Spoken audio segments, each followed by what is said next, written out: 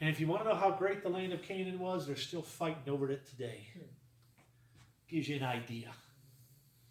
God says it'll be yours. I think about the story of how they would go into battle and they would carry the Ark of the Covenant with them. And they'd win. Or the story where they're fighting a battle and all Moses' his arms up in the air, they win. And they finally build a prop to hold his arm up. To think about going into a battle knowing you're going to win. You can't lose. That reminds me in high school, we went down to play the high school of Hillsboro, Ohio. Hillsboro is about that big.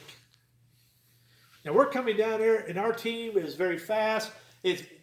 Understand, this is the 70s, y'all. It was an interracial school. Hillsboro was not. We had the speed, they had none.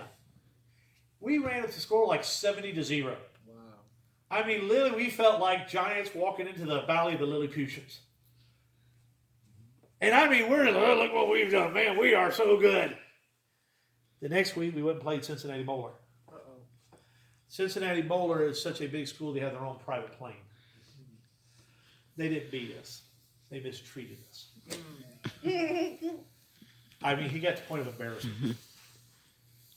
And our coach told us afterwards, he goes, I want you to feel both ends of the spectrum. He says, the same team that beat the one lost to the other. And you got to own victory and defeat equally. You see, sometimes as Christians, we feel so big boast of ourselves, we got to taste some defeat just so we come back to appreciate the gifts God gave us.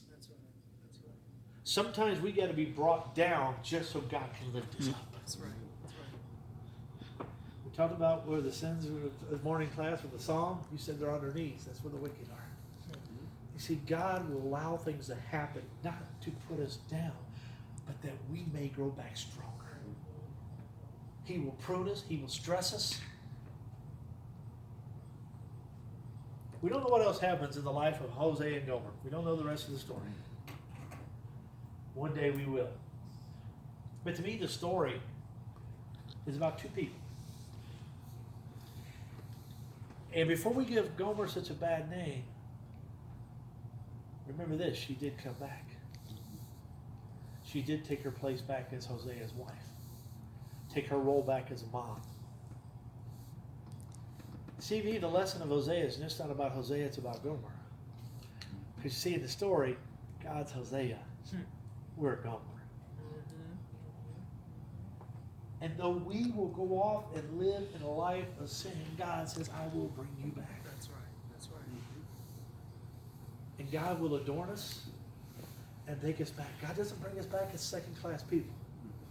And I think sometimes as Christians, when somebody whose life is a little more discolorful than we like becomes a Christian, we kind of feel like they got to be second chair. Hello. That's right. That's right. God brings us all to the same level. That's right. That's right. We all become His children. We all become sons and daughters of God. A chosen people, a royal priesthood. There's not levels. That's right. That's right. And I think that's the beauty of being a child of God.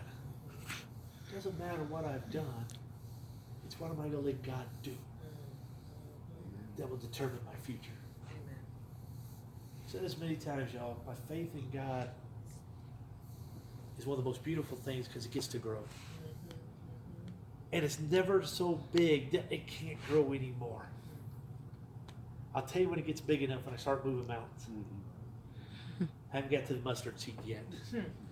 But you know, I think the beauty of it is if my faith gets that real, I'll find something else to move that's even more important than a mountain. Hosea's faith in God was greater than the reputation people might have about him. And I think the reason he could name his children that is because they were going to be taught by a father that faith in God is greater than your name. Amen. The name I carry, Jim Love, is not near as important as the title I carry, Son of God. Amen. Amen. And I think that's the beauty of the story of Hosea. Punishment is coming, but so is redemption. In the very last chapter of Hosea, God talks about his love, that he will bring both back Judah and Israel, and there'll be one people, and he'll be their God, and the world will be blessed. And ultimately that's through Christ. Brother Jim.